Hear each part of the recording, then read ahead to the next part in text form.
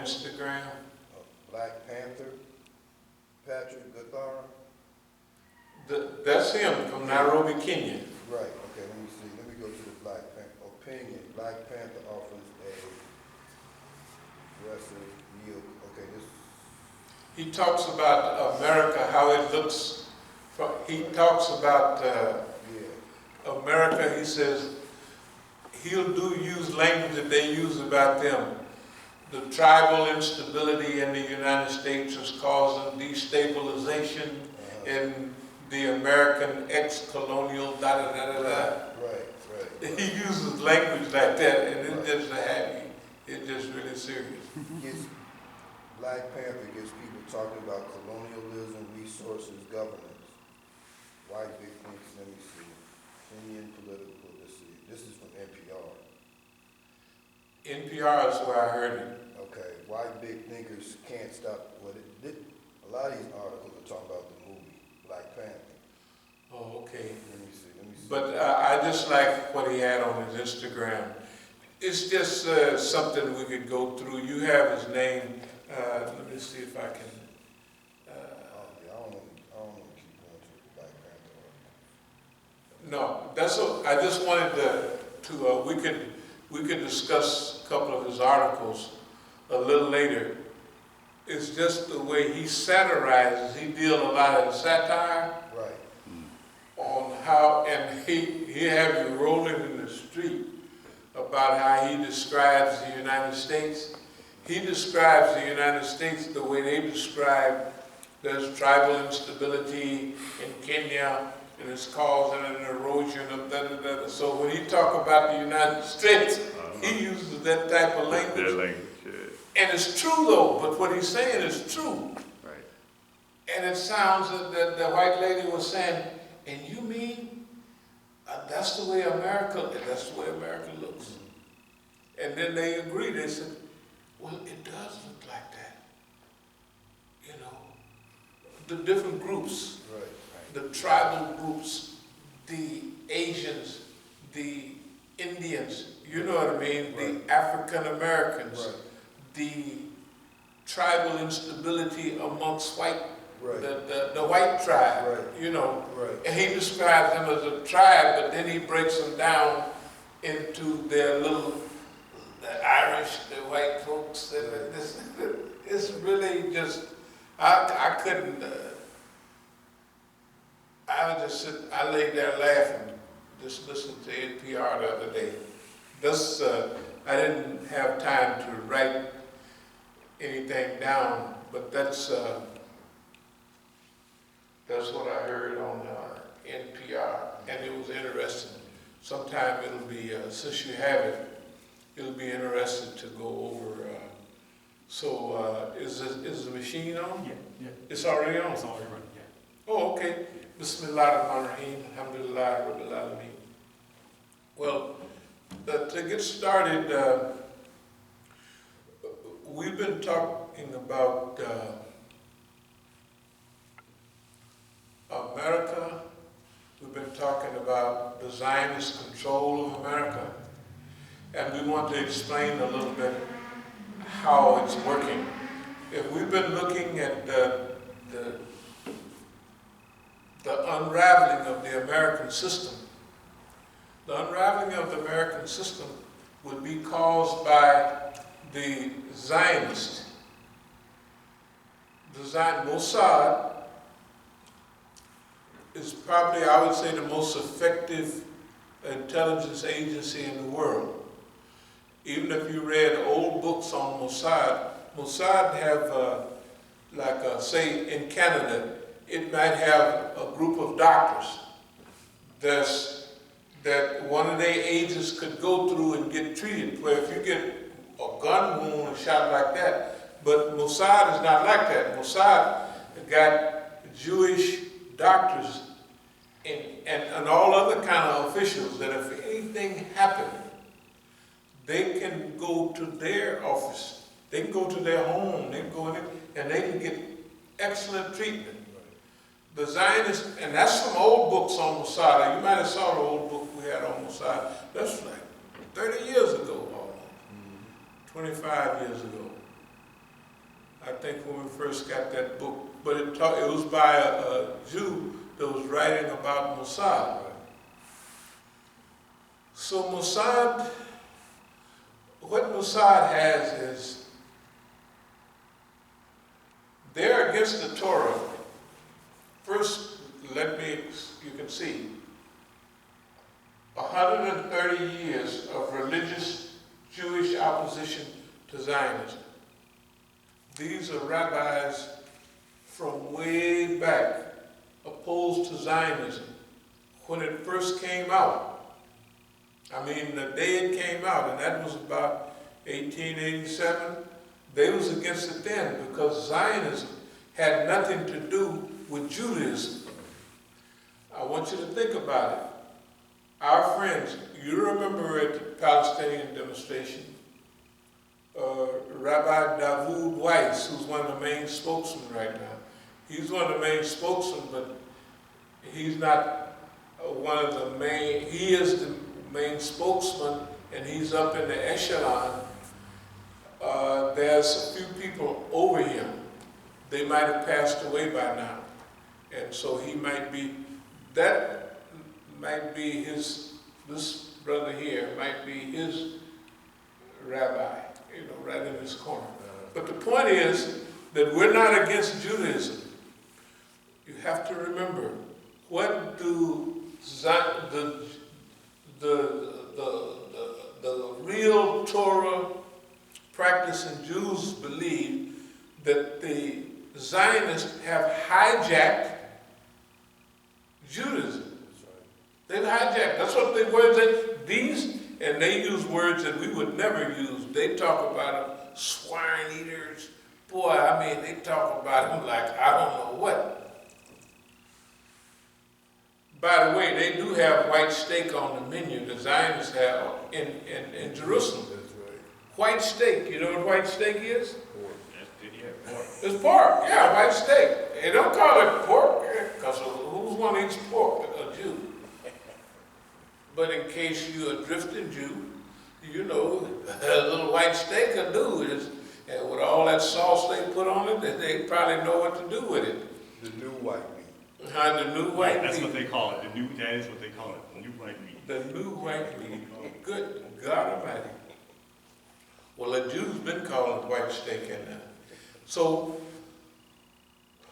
the point is that if Zionists can hijack Judaism, what problem would it have hijacking America? Right. There's no problem at all. Right? If when they have the Jewish captives in Nairobi, the Zionists flew right over and snatched them up and went home back in the 70s. You know why? The Israelis built the doggone airport. The whole setup. Everywhere, the Israelis are everywhere in Africa, especially where they have Lebanese and others, like other foreigners, that are managing a lot of business and what have you. A lot of store owners and shop owners are all, a lot of them are Lebanese. On the East Coast, every store and shop is owned by Asians. In Kenya, a lot of, they call them dukawalas. In Tanzania, where I live, 95% of all shops was owned by Asians. They came over to build the railroads in the 1880s and 90s from India. They stayed and they took over the country. That's why Idi Amin put all the Asians out. In 1972, something like that, he put them out. And they came here, they came to many other countries, especially going to the UK.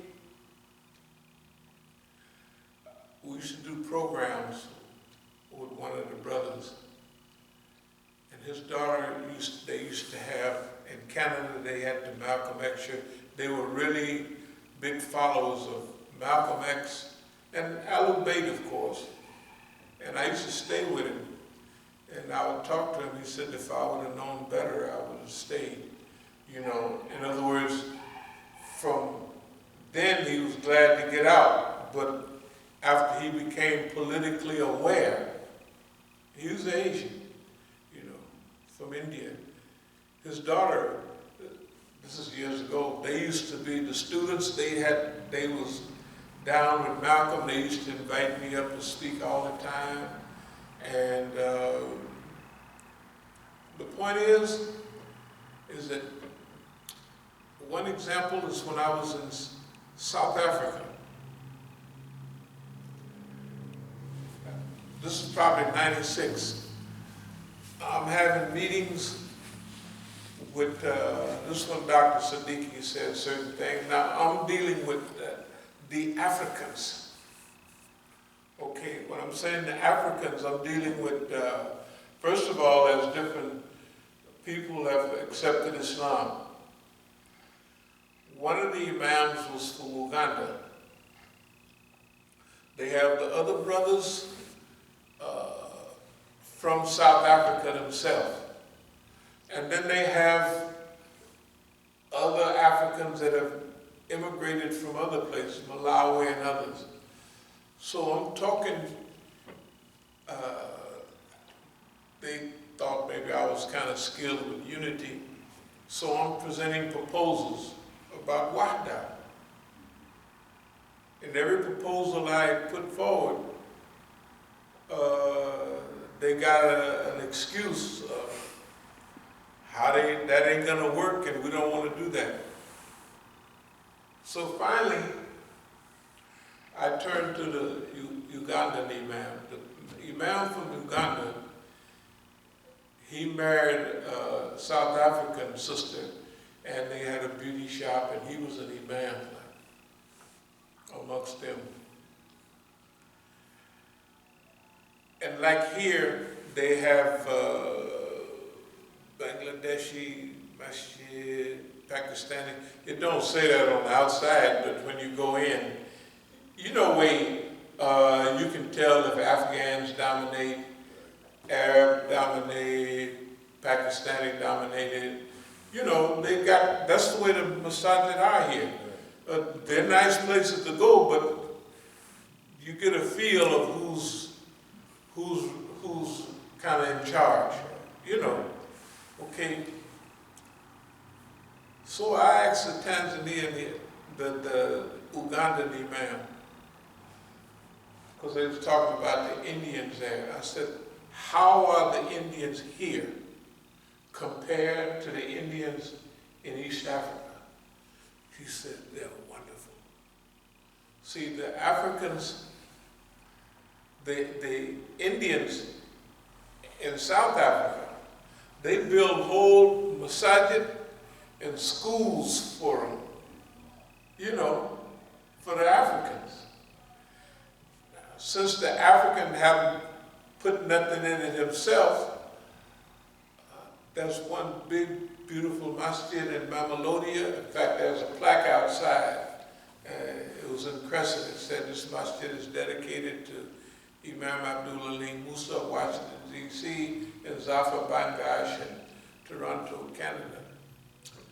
And I mean, let's say nowadays it would be $1 million masjid, easy.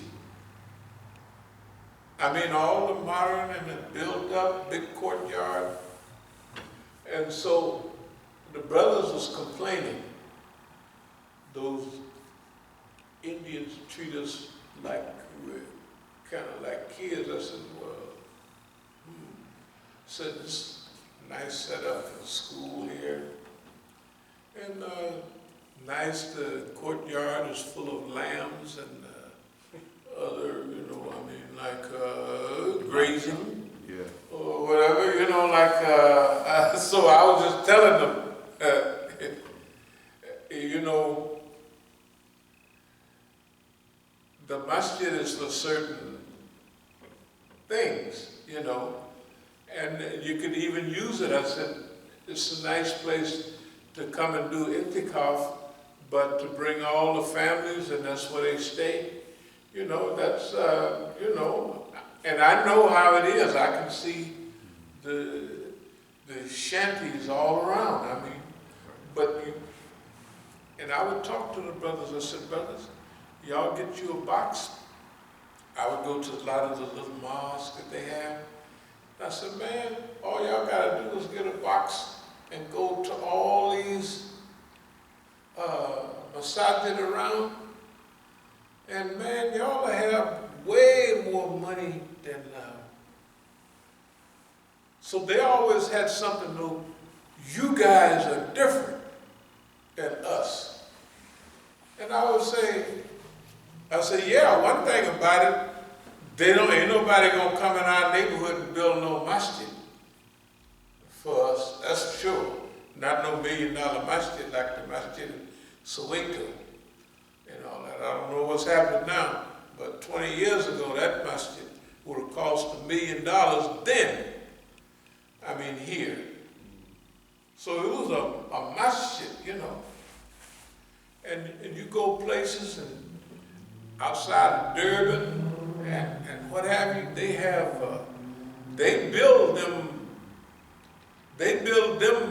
masajid almost like they build for themselves, you know. And it goes back to the thing of whether if you put something in it, you care about it more than if somebody just popped it up. Anyway, it was a long story about the immigrant community and the African community. And just to get back on track, over there, it was the Indian community in South Africa. In East Africa, it was still the Indian community, but they was different. You can't, I mean, see, we were different. African Americans, we could get along with all the Indians and everybody because they considered us different. And we were different. We got sense now. We ain't coming with that old. Another thing is money. See, we could change any kind of money. I don't want to stray off the subject, but I'll give you a chance to understand. In 1972, they closed down the borders, and they do it from time to time. They close down the borders, and then they say, okay, you got so much time to change your 100 shilling notes for 100 shilling notes. We got a new note coming out, and you can only change so much at a time. So the Indian got all this money stacked up. In the Indian, there's a difference in the money.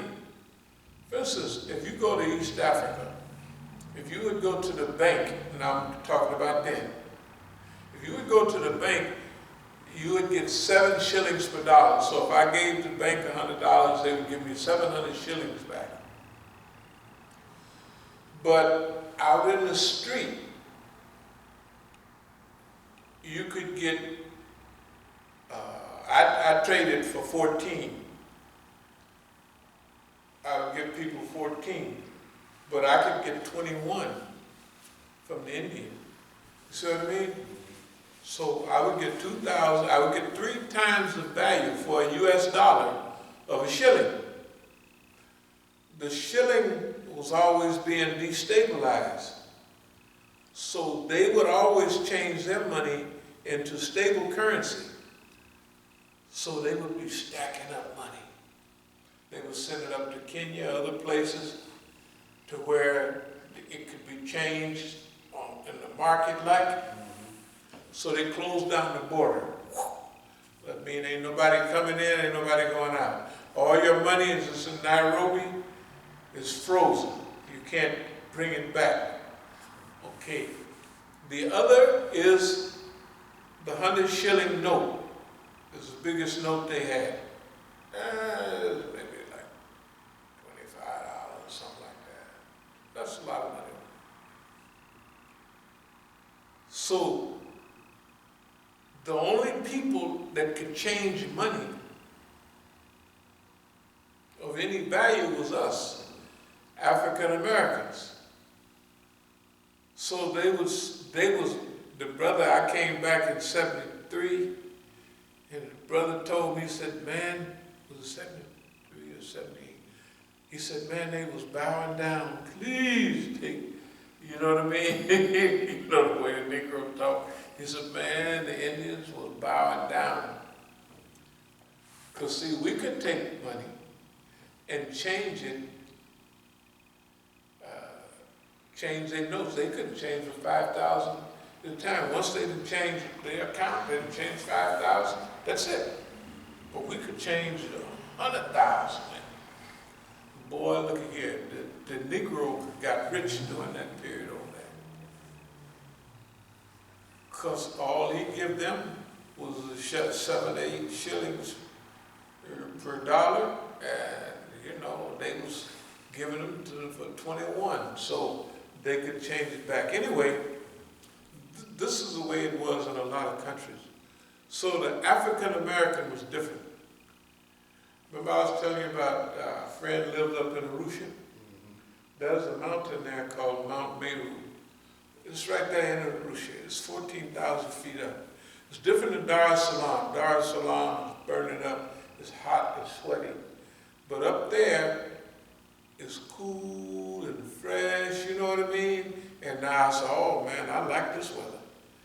You know, because, you know, being from around the Bay in California, not out in the desert, we used to 70 degrees, 75 in the summer, 65 in the winter, you know what I mean?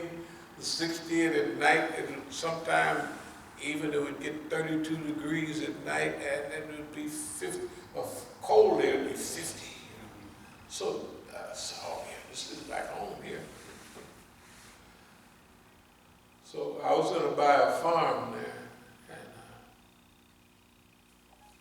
this guy, he was an Aga Khan, and this lady. But all the Indians there got along together fine. I don't care whether you're Aga Khan, Sunni, they all lived in Oyster Bay. They all